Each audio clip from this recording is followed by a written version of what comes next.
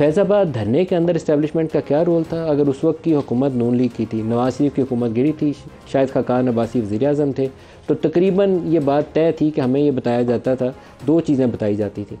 पहले हम सवाल पूछते थे कि पंजाब हुकूमत ने इनको पंजाब में रोका क्यों नहीं, तो वो उंगली उठाई जाती थी शहबाज शरीफ की तरफ। लेकिन शहबाज शरीफ की जो कुर्बत है इस्टेब्लिशमेंट से, वो दूसरा हिस्सा होती थी, क्योंकि इस्टेब्लिशमेंट की मर्ज़ी के बगैर शहबाज शरीफ शायद सुबह को चाय का कप भी नहीं पीते। आज वज़ीर आज़म के तौर पर भी उनकी यही सूरत हाल है। डॉक्टर साहब, आपकी हुकूमत इस रिपोर्ट से मुतमईन है? ये तो सीधा सीधा चार्जशीट है शहबाज शरीफ के ख़िलाफ़। मैंने तो ये रिपोर्ट पढ़ी नहीं जी, ना मेरे सामने आई है। अभी आपने जब इक़्तिबास पढ़ा है तो मुझे पता चला, और वो भी आप कह रहे हैं कि है तो मुसद्दका ज़राए से, मगर ऑफिशियल रिपोर्ट ऑफिशियली रिलीज़ नहीं की गई जी। तो रिपोर्ट बगैर पढ़े तो मैं तबसरा नहीं कर पाऊँगा कि रिपोर्ट अच्छी है या बुरी है, सही है गलत है। मैं सवाल कर लेता हूँ कि शहबाज शरीफ की बुज़दिली की वजह से हुआ, जनरल फैज़ का कोई कसूर नहीं था, ये मेरा सवाल है, इसका जवाब देना पसंद करें। जी, मैं तो इस बात से आपकी अग्री नहीं करता, क्योंकि जब जिस चीज़ को आप इस वक्त हम इम्प्लिसिटली प्रमोट कर रहे हैं, उसके ऊपर कोई 1000 प्रोग्राम तो मैंने मॉडल टाउन पे फेस किए हैं, जहाँ पे बाद में ये तमाम चीज़ें कि क्या ऊपर से फायरिंग हुई थी या सिर्फ नीचे से फायरिंग हुई थी, वो क्या रिपोर्ट निकली थी। प्रॉब्लम ये हो गई कि आप फोर्स इस्तेमाल करें तब भी आप डॉग हाउस में, और आप फोर्स ना इस्तेमाल करें तब भी आप डॉग हाउस में। अगर आप मान लें कि लोग एहतजाज करने आ रहे हैं, उनको गुजर के आ गए हैं, तो भी आप गलत हैं। और अगर आप फोर्स इस्तेमाल करके उनको रोकने की कोशिश करें, यानी अगर डिस्ट्रिक्ट में भी रोकने की कोशिश करें तो ज़ोर से ही रोकेंगे ना। डिस्ट्रिक्ट में रोकना 10-20 बंदों को नहीं, 10-20 तो नहीं होते ना, इतने डिस्ट्रिक्ट ही नहीं है कि 30,000 हो जाएं पाकिस्तान के अंदर 10-10 लोग करके। मेरे कहने का मतलब ये है कि आप जिस जगह पे भी रोकेंगे, जब रियासत ये कहेगी कि हमने रोकना, और ये रिट ऑफ द स्टेट होनी चाहिए, मगर अगर रिट ऑफ द स्टेट होनी चाहिए तो स्टेट, चाहे वो पीटीआई की उस वक्त की हुकूमत हो, पीएमएलएन की हो, पीपल्स पार्टी की हो, जब वो फोर्स इस्तेमाल करके लॉ एंड ऑर्डर को मेंटेन करने की कोशिश करे तो उस वक्त उसको सपोर्ट की ज़रूरत होती, उसको सपोर्ट तो मिलती नहीं है। तो कसूर किसका हुआ? शहबाज शरीफ का हुआ या फिर उस वक्त की? नहीं, देखिए मैं तो इस वजह से आपसे पहला तो सवाल ये पैदा होगा कि शहबाज शरीफ साहब का कसूर तो मॉडल टाउन में भी था और शहबाज शरीफ साहब का कसूर फैज़ाबाद में भी था। डेफिनेटली मैं वही आपको समझाने की कोशिश कर रहा हूँ कि जब वो कहें कि मैं रोकता हूँ तब भी वो गलत हैं, जब वो कहें अच्छा चलें आप अगर यहाँ से गन्स टॉटिंग काम नहीं कर रहे और आप चले जाएं तो भी कसूर। यानी फैसला ये है कि कसूर शहबाज शरीफ का है, सवाल कुछ भी हो, फिर जनरल फैज़ को कसूरवार कर दे। पहली बात तो ये यहाँ पे ज़रा रुक जाते हैं थोड़ी देर के लिए। अब दूसरी बात जो अहम जो सामने आती है, क्योंकि आपने मैं ज़्यादातर, आपको पता है मैं शाहिद साहब मेरे बड़े अच्छे दोस्त रहे हैं, तो मैं तबसरा नहीं करता उनकी किसी भी बात पे, लेकिन आपने 2-3 दफ़ा उनको रेफ़र किया, तो अब सवाल ये पैदा होता है कि पहले उनको भी छोड़ देते हैं। आपने मुझे कहा कि अब बहुत सी बातें तो आप ही को पता थी, जो ब्रीफिंग से बड़ी क्लियरली सामने आ रही थी कि ये कौन करवा रहा है फैज़ाबाद का धरना। एटलीस्ट हमें आप लोगों से तो यही इतला मिलती थी। चलिए, सिर्फ हमसे तो नहीं मिलती होगी, लेकिन चलिए मान लेते हैं हम ही से मिलती थी, मान लेते हैं। धरना करवाने वाले हमें आके नहीं बताते कि हम धरना करवाने लगे। कोई भी नहीं बताता, आप तो आपके सोर्सेज होते हैं, आप हर वक्त इंफॉर्मेशन ले रहे होते हैं, माशाल्लाह आपके जितने सहाफ़ी हैं वो सारा दिन सुनबुन हर जगह से निकाल रहे होते हैं।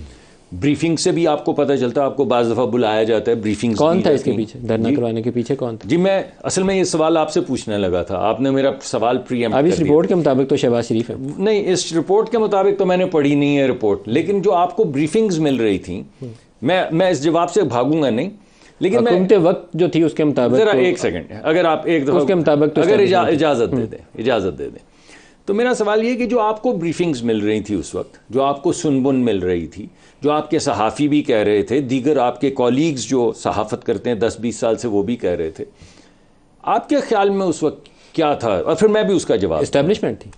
तो फिर मैं तो फिर अभी शहबाज, मैं तो आपसे पूछ रहा हूँ, आप हुकूमत है, आप मेरे जैसे कमजोर जर्नलिस्ट से पूछ सकते हैं। देखिए, वफाकी वजीर इसका जवाब नहीं दे सकते। मैं क्यों नहीं दूंगा, मैंने तो आपको पहले कहा दूंगा। मैं अपने जवाब की कोरॉबरेशन में थोड़ी सी स्ट्रेंथन करने के लिए आपसे सवाल पूछा था।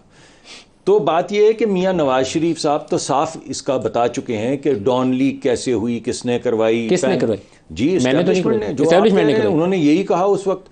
आपको याद होगा। और फैजाबाद किसने करवाया? जी फैजाबाद भी उन्होंने यही कहा था। किसने करवाया था? कि एस्टैब्लिशमेंट ने करवाया। ये नवाज शरीफ का बयान है जी। मैंने तो वो जो नवाज शरीफ साहब के जो जलसे होते रहे हैं जिसमें बाकायदा वो नाम लेके जनरल फैज का कहते रहे हैं कि इन तमाम चीज़ों के जो हो रही लिखी है बात। जी यही तो मैं सवाल पूछ रहा हूँ ना कि आप एक रिपोर्ट जिसका जो मैंने नहीं पढ़ी, यानी मैं तो आपको वो बात बता रहा हूँ जो अल-ईरान मियाँ नवाज शरीफ ने कही है, जलसों में कही है, गुजरांवाला में कही है, बेशुमार जगहों पे कही, पूरे जीटी रोड पे कही है, मैं तो उसकी बात कर रहा हूँ। आप कह रहे हैं वो एक रिपोर्ट जो आपने नहीं पढ़ी और आपके पास नहीं है मेरे पास भी नहीं, लेकिन उसके कुछ पैराग्राफ्स मेरे पास हैं, उसके मुताबिक मैं समझता हूँ कि वो सारी बातें गलत हैं और जो मुझे भी इंफॉर्मेशन मिल रही थी वो सारी बातें भी गलत हैं। और असल बात यह है कि ये मियाँ शहबाज शरीफ साहब ने करवाया। ये तो बड़ी अजीब सी बात लगती है। डॉक्टर साहब, कुछ सियासी तौर पर आप लोगों के अंदर कोई तकसीम वाला मामला, अगर आपकी यकजहती होती तो नवाज शरीफ अगर ये बयान जलसों में देते थे तो आपकी पार्टी के रहनुमाओं को तो वहाँ जाके अपनी चीज़ पूरी एक्चुअली रजिस्टर करवानी चाहिए थी। ये अभी तो आपने चारों बयान जो चलाए इसमें यकजहती है। ये तो माजी के बयान आते हैं। हाल की बात करें, कमीशन के सामने किसी ने बोला कुछ नहीं। मैं आपको कह रहा हूँ ये तो टीवी के बयान आपने बयानात अभी चलाए, ये बयान टीवी के ना सर। मैं तो वो जो मुकदमा आपने पेश किया उसी को आगे बढ़ा रहा हूं। ये यकजहती नहीं है। चले कमीशन के सामने किसी ने नहीं बोला। चले घड़ी भर को तो मेरी बात सुन लेना, जस्ट टू ह्यूमर। उन्होंने लिखा हुआ है सर इसके अंदर। मैं मेरी बात, मेरे पास तो वो रिपोर्ट नहीं है, तो मेरी बात अगर आप सुन तो दे दो कॉपी। तो पहली बात तो ये है कि आपके बयानात में तो कंप्लीट यकजहती है इन बयानात में, और जो नवाज शरीफ साहब कह रहे थे उसमें माजी में यकजहती थी। ये कमीशन के सामने वो सच नहीं बोला गया। इस कमीशन के सामने तो ये सारे लोग पेश नहीं हुए जो पेश हुए, एहसन साहब हुए, खाकान साहब हुए। खाकान साहब ने लिख के, मैंने कल ही उनकी देखी, अब मेरी कोशिश होती मैं उन पे तबसरा कम करूं। पढ़ लिया ना आपने बयान उनका? नहीं, मैंने नहीं पढ़ा है। अच्छा, ये जो अभी आपने मुझे दिखाया उससे पहले मैंने उसकी 2-3 लाइनें पढ़ी। मैं सिर्फ 2-4 बातें आपके सामने रखना चाहूँगा। देखिए, पहली बात तो ये है कि रसूल पाक सल्लल्लाहु अलैहि वसल्लम की अकीदत में निकले हुए लोगों के ऊपर फोर्स नहीं इस्तेमाल करनी चाहिए, मोहब्बत में निकले हुए लोगों पे।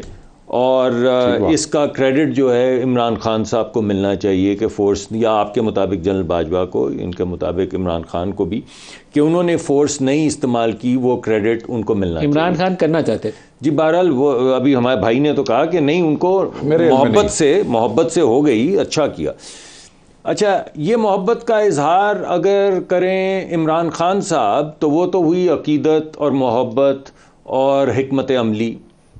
अगर करें शहबाज शरीफ साहब तो उसके ऊपर होना चाहिए पर्चा, और उनको करना चाहिए फौरी तौर पे हुकूमत छोड़ के किसी और जगह पे जाके बैठ जाना चाहिए, उनको अरेस्ट कर लेना चाहिए, या उन पे पर्चा जैसे कि हो गया था, पहले भी हुआ था, नवाज शरीफ साहब पे भी हो गया था, मुझे याद है ख्वाजा आसिफ साहब पे भी हो गया था।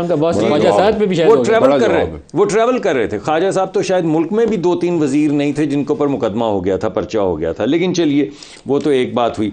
अभी आपने खुद ही ये दिखा भी दिया, आपने कहा राना सनाउल्लाह साहब का बयान, आपने खुद ही ख्वाजा आसिफ का बयान चला दिया, आपने एहसन इकबाल साहब का बयान चला दिया। सर, ये माजी के टीवी के बयान आते हैं, इन्होंने जाके उस कमीशन के सामने बयान नहीं दिया। से किसी को बुला के किसी जगह पे रिकॉर्डेड मुझे दिखा दें कि इन्होंने कहा कि ये सारा कसूर शहबाज शरीफ साहब का, मुझे दिखा दीजिए ना। उन्होंने कहा है कि जनरल फैज का कसूर कोई नहीं है, कमीशन ने कंक्लूड किया है कि कमीशन ने तो पंजाब का कसूर है। लेकिन अगर आप मुझे दिखा दें वो रिपोर्ट जिसमें एहसन, ये रिपोर्ट, बाकी आप ये मुतालबा कर रहे हैं ऑफिशियली जारी। मुझे आपने अंग्रेजी पढ़ी है तो उसी तरह पढ़ के बता दें एक दफ़ा कि इसमें एहसन इकबाल साहब ने जाके कहा है कि शहबाज शरीफ साहब का कसूर है, जरा पढ़ा दें। एहसन इकबाल ने चीफ मिनिस्टर पंजाब की कंक्लूजन दी है इस रिपोर्ट के कमीशन ने। सुनिए एक मिनट, he concurred. पढ़ दें। He who?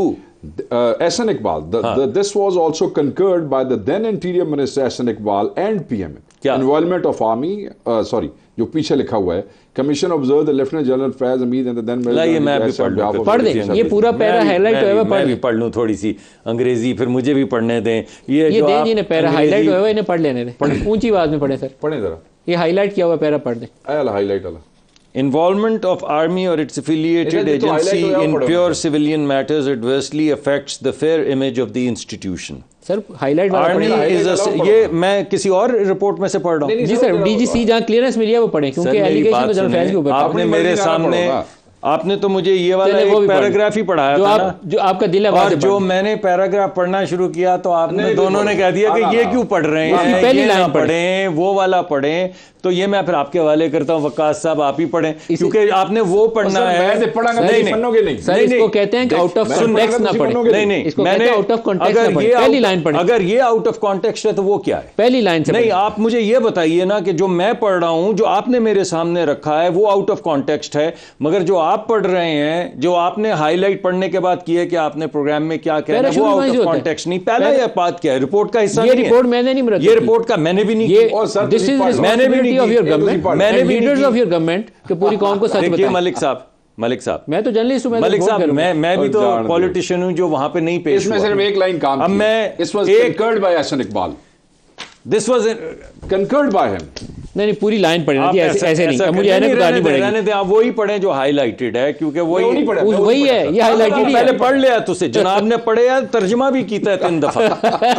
एमे तो सानू एमे चला तो ना पढ़ाओ है ना, चले तो नहीं है ना। मलिक साहब भाई हैं, मलिक साहब नाराज हो रहे हैं। मलिक साहब ने आते साथ एक बात की है, आते साथ शुरू में मेरा आर्गुमेंट आपने नहीं पूरा, मेरा आर्गुमेंट नहीं पूरा, आर्गुमेंट तो आपने काट दिया ना, आर्गुमेंट पूरा कर। क्या मेरी गल सुनो, मैं जेड़ा कह रहे हैं उसी तरह कैमरे की जेड़ी गल मैं कीती वही करो, तुसी ना कोई और। पहले आप अपनी बात करें। पहली बात तो ये है जी कि अगर रसूल पाक की अकीदत थी और उनको ना रोकना बेहतरीन अमल था जो जनरल बाजवा साहब ने किया, और उन्होंने किया तो शहबाज शरीफ ने किया तो वो जुर्म था, और इमरान खान ने किया तो वो रसूल पाक सल्लल्लाहु अलैहि वसल्लम की अकीदत और मोहब्बत थी, और बाजवा साहब ने भी किया तो यही था। उनको कैद कर देना चाहिए, उनको सलाम देना चाहिए। एक ने रास्ते में फोर्स इस्तेमाल नहीं की, उसको कैद कर देना चाहिए। एक ने रास्ते में फोर्स नहीं इस्तेमाल की, उसको सलाम देना चाहिए। ठीक है, ये तो चले कोई बात नहीं है, हो गया ऐसे। अब आप मुझे ये बताएं कि धरना तो हुआ हमारे पास आके इधर इस्लामाबाद में, और सारा प्रोग्राम आपका है कि पंजाब में क्या हुआ। जो इस्लामाबाद में हुआ वहीं से शुरू हुआ, जहां से इनका शुरू हुआ था, पंजाब से इनका भी शुु हुआ, हमारा भी शुरू हुआ। इनका अच्छा हुआ, हमारा बुरा हुआ। इनका अच्छा मोहब्बत से तय हो गया, हमारा नहीं तो किसी जेलम तक कांड देता। सर एक मिनट, अभी नहीं मैं कह रहा हूं, सर मैं कह रहे, मेरी गल सुनो ना, मैं भी तो प्रोग्राम चाहे, ਤੁਹਾਡਾ दोस्त भी हैगा, भरा भी हैगा, ਤੁਹਾਨੂੰ मिलना, ਤੁਹਾਡੇ ਨਾਲ कॉफी भी पीना, गल भी सुन लो ना। वो समनाबाद के अंदर जो लोगों को गोलियां मारी, वो फोर्स नहीं थी। किसने इस्तेमाल की? वो किसने की? बताएं ना जी, आप बताएं ना जी। जी उस वक्त की पंजाब की हुकूमत जो थी वो किसकी थी? हेडेड बाय सर दसो ना हुन, ਤੁਸੀਂ ਦੱਸੋ ਉਹਦਾ ਨਾਂ ਕੀ ਸੀ ਸਰ? ਕੀ ਨਾਂ ਸੀ ਸਰ? ਨਹੀਂ ਮੈਨੂੰ ਨਹੀਂ ਪਤਾ। और वजीर आजम कौन सी उस? बोलो दसो ना, अपने टाइम पे बोलूं। अनफॉर्चुनेट इंसिडेंट जिसमें पाकिस्तानियों की जान गई जी, लेकिन ये पुअर मैनेजमेंट है। अब मैं ये सियासत है जिसमें हमारे लोगों की जान गई। अब मैं लार्जर बात करना, देखिए लार्जर बात ये है कि पाकिस्तान की सियासी तारीख से नजरें इधर उधर करना, और मैं कहूं कि इनकी दफ़ा जो होता है वो और था, मेरी दफ़ा। पाकिस्तान की सियासी तारीख आप देख लें, बेनज़ीर किसी तरफ से देख लें, भुट्टो साहब से देख लें, 1950 से शुरू हो जाएं, पाकिस्तान की सियासी तारीख के अंदर ये मामलात इसी तरह ही चल रहे हैं। He talked about divisions with in the Sharif family, और बड़ा उन्होंने सख्त लहजे में कहा कि नवाज शरीफ को छोड़ के चले गए थे। ये इन्होंने जानबूझ के ये बात कही। मैं ये समझता हूँ, और बड़ी क्लैरिटी है मुझे इस बात पे, कि अगर नवाज शरीफ साहब नहीं कहते शहबाज शरीफ साहब को वज़ीर आज़म बनने को, ना कहते, इंस्ट्रक्ट करते, तो वो कभी भी नहीं बनते। और ये मुझे पता है, ये मैं आपको इन्फॉर्मेशन दे रहा हूँ, ये मैं आपको कोई एनालिसिस नहीं दे रहा। ये फैसला आखिर में किया गया, नवाज शरीफ साहब का ख्याल ये था कि हम मेजॉरिटी जीत जाएंगे।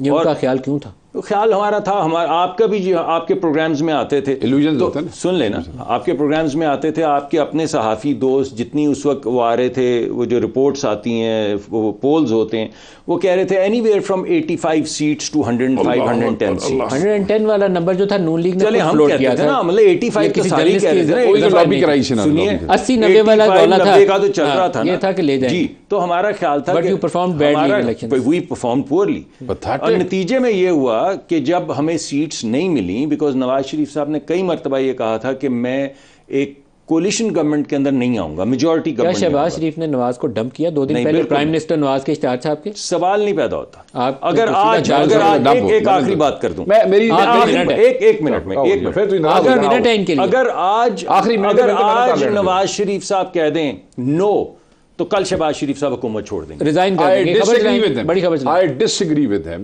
ही वाज डम्प्ड, वो फेलो। आप कहते हैं कि नवाज शरीफ को डंप किया किसने?